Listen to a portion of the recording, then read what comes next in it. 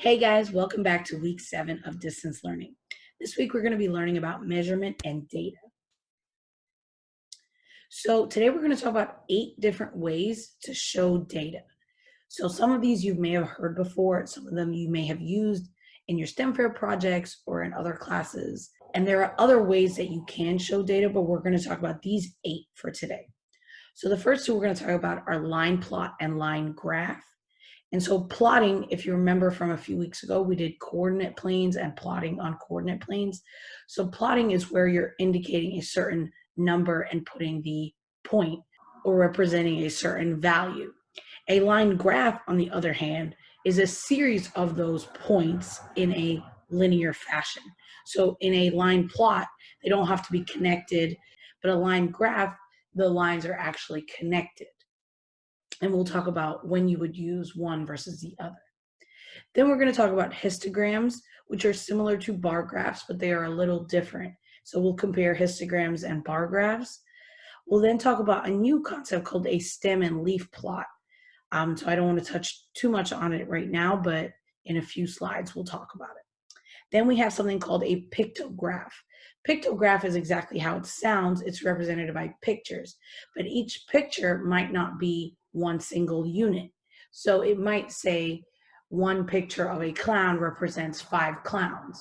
So if you had then 3 pictures of clowns, you would have 3 times 5, which means 15 clowns. So we'll talk about that in a few slides. And then the last two we'll talk about are a pie chart, which I'm sure you've seen before. So that represents one whole as the pie, and then sections of it are part of that whole. So if we surveyed our whole class and had them pick certain things, we could represent with a pie chart or other charts if we wanted, but a pie chart only makes sense when you have one whole of something. In our case, this would be our whole class. The last one we're going to talk about is a scatter plot, which is similar to when we talked about coordinate planes. So we're plotting each individual unit's response. So typically what this means is that each point or each plot represents a person and their specific response to something. So let's say we were measuring test scores. This would indicate person A and what they scored. This would represent person B and what they scored. And again, there would be 2 different variables, and we'll touch on that in a few slides. So again, the first one we're going to talk about is a line plot. A line plot is a display of data along a number line, hence the word line, right? So if you can see here, we have a number line. It indicates the time in hours. So this, again, we can look at our title, and it says hours spent at soccer practice. So this is telling us these are all the different times that people spent at soccer practice. Then the plots themselves, the X's, you can put X's or dots, are the number of occurrences. So this indicates that 2 people, again, occurrences typically means people, but 2 people spent 1.25 hours at soccer practice. This means right here that 1 person spent 2.5 hours at soccer practice. This one right here shows us that 1, 2, 3, 4 people spent 2 hours at soccer practice.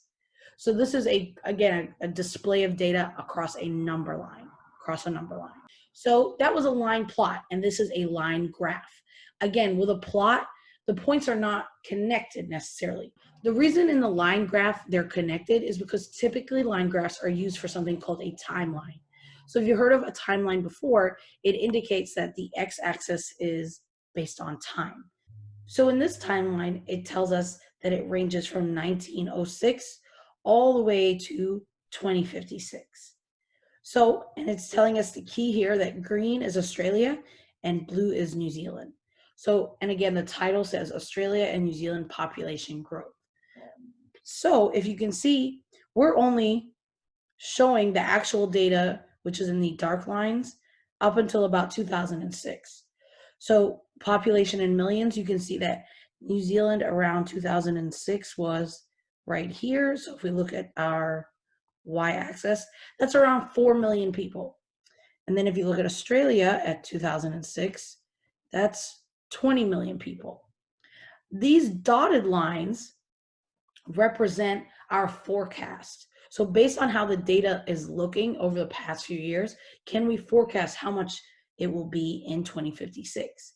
So this is their forecast of what the population growth will look like in Australia versus New Zealand. If you can see, they show that in 2056, the population gap between New Zealand and Australia is a lot larger than it once was. It used to only be a few million. And then if we look, they're estimating that in 2056, this looks like it's about 7 million. And this looks like it's about 35 million, which is a really big gap between the two countries.